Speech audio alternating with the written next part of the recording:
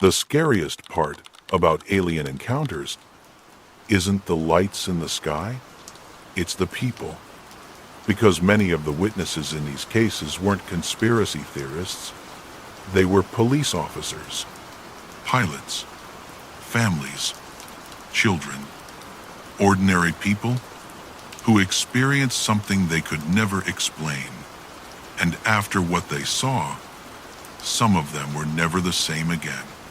Tonight, we're diving into real alien encounters that still can't be explained. Stories involving strange signals, missing time, terrifying sightings, and encounters so disturbing that investigators still avoid talking about them publicly. So turn off the lights and listen carefully, because some people believe these weren't just sightings. They believe something was watching back. Case 1, the highway encounter. Nevada desert, 1997. At around 1:40 a.m., a truck driver named Daniel Reyes was driving alone through a long, empty highway surrounded by miles of desert.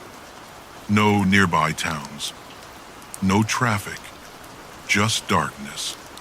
Daniel had driven that road hundreds of times before, but later, during an interview, he said that night felt wrong from the beginning. Too quiet, no wind, no radio signal, nothing. Then suddenly, his headlights caught something standing near the road. At first, he thought it was a person, tall, thin, motionless. But as the truck got closer, Daniel realized something horrifying. The figure wasn't wearing clothes. Its skin looked pale gray. Its arms hung unusually low, and its eyes reflected the headlights like glass. Daniel slammed the brakes. The figure didn't move, didn't blink, didn't react. It just stood there, watching him. Then the radio inside the truck exploded into static. Loud, violent static. Daniel grabbed his CB radio and tried calling for help. But according to the audio recording recovered later, his voice sounded terrified. "There's someone out here. I don't think it's human." Then came a long silence, and Daniel whispered something investigators still talk about today. "Why is it smiling?" The recording cuts out seconds later. Daniel's truck was discovered the next morning parked on the side of the highway. Engine still running. Driver's door open. But Daniel was gone. No footprints. No signs of struggle. Nothing. And to this day, he has never been found. But years later, audio experts enhanced the final seconds of the CB recording. And hidden beneath the static, they discovered a second sound, a strange clicking noise, rhythmic, almost like communication. Case 2, the lights above the forest. October 11th, 2004. A family living near a heavily wooded area in Oregon called emergency services after witnessing strange lights hovering silently above the trees. The caller was a mother of 2 named Elaine Carter. At first, dispatchers assumed it was a drone or helicopter, but Elaine sounded genuinely terrified because, according to her, the lights weren't moving normally. They would disappear, then instantly reappear somewhere else, almost as if they were skipping through the sky. Police were sent to investigate. But while officers were driving toward the property, Elaine called again, this time crying. The dispatcher asked what happened. Elaine whispered, "They're closer now." The call recording becomes difficult to listen to after that. You can hear her children panicking in the background, a dog barking violently outside. Then, suddenly, the dog stops, completely Elaine walked toward the window, and what she said next still disturbs investigators. "There's somebody standing near the trees." The dispatcher asked if it was a person. Long pause.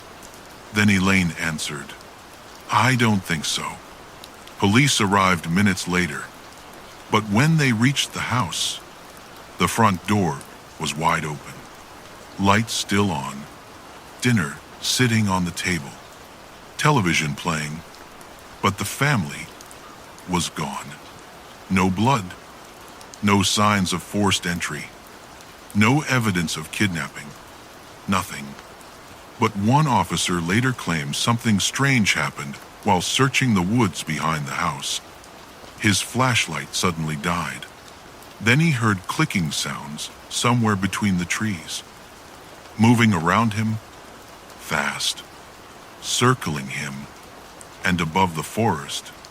He said he briefly saw 3 pale lights hovering silently in the dark.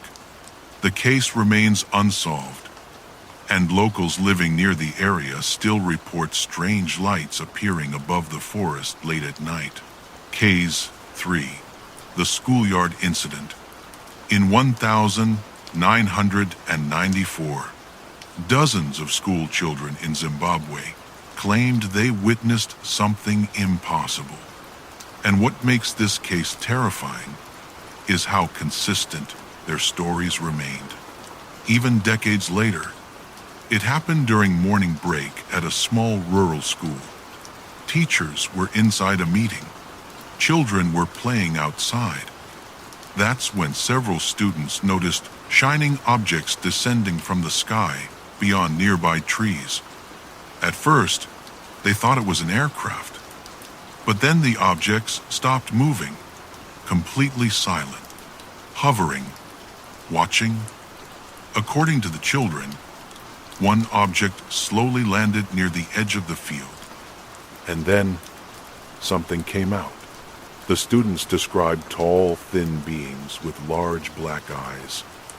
Some children ran away immediately. Others froze in fear. But several students later described the same disturbing detail independently. They claimed one of the beings looked directly at them, without speaking, and somehow communicated thoughts into their minds. Warnings, images, fear. One student later described feeling overwhelming panic for no clear reason. Another claimed time felt wrong during the encounter, like reality itself became distorted.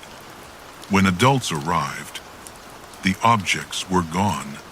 Many people dismissed the children's stories, but psychologists who interviewed them later admitted something unsettling.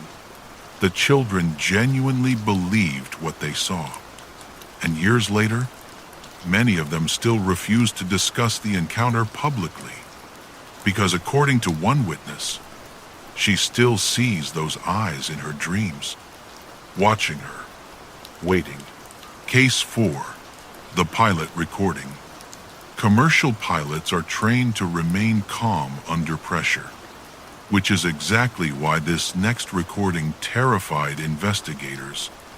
In 1986, a cargo pilot flying across Alaska radioed air traffic control about an unidentified object following his aircraft.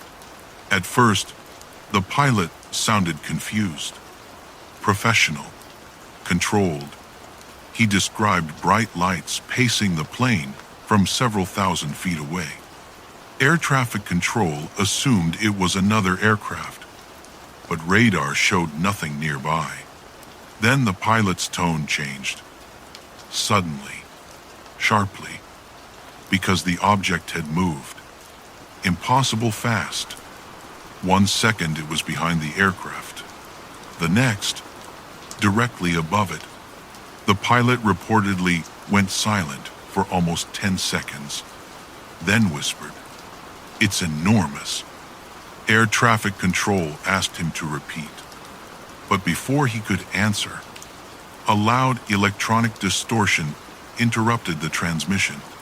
The recording became filled with static, and then the pilot screamed. Not a startled scream, a terrified one. The final transmission lasted only 4 seconds. It's looking at us. Then silence. Complete silence. The aircraft disappeared from radar for nearly 6 minutes. When it finally reappeared, the plane was over 60 miles away from its last recorded position, far beyond what should have been possible. The crew survived. But according to reports, none of them would ever publicly explain what happened that night. And one crew member reportedly quit flying permanently days later. Final case, the signal from nowhere. Some encounters involve sightings. Others involve missing people. But this final case involves a signal nobody can explain. In 2001, radio hobbyists across parts of rural America began reporting strange transmissions appearing late at night on isolated frequencies. The signals were weak, distorted, almost hidden beneath static. At first, most people ignored them, until someone finally cleaned up the audio and discovered what sounded like a human voice, repeating the same sentence over and over. "They're here." The broadcast appeared randomly. No known source. No identifiable location. Sometimes lasting seconds. Sometimes nearly an hour.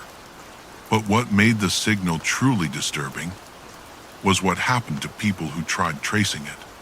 One amateur operator named Michael Levin became obsessed with locating the transmission.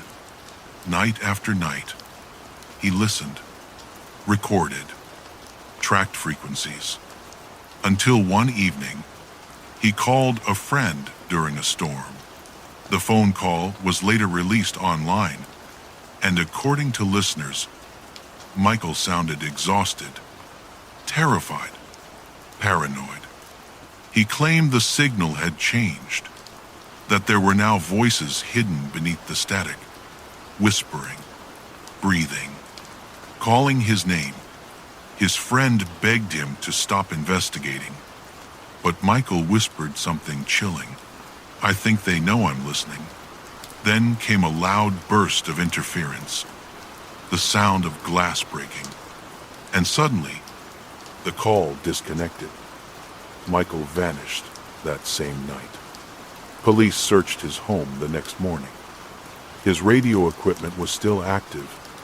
Static filled the room, but investigators discovered one final recording saved onto his computer shortly before he disappeared. The audio was heavily distorted, almost impossible to understand. But near the end, a voice can allegedly be heard very clearly. Not Michael's voice, something else, whispering, "Signal received." Michael was never found, and the source of the mysterious transmissions was never identified. This Arn, maybe these stories have rational explanations. Maybe fear distorted reality. Maybe witnesses imagined what they saw. Or maybe, for brief moments, ordinary people encountered something beyond human understanding. Something intelligent. Something watching. And if even one of these stories is true, then the most terrifying possibility isn't that aliens exist. It's that they may have been here the entire time, waiting silently in the dark, listening.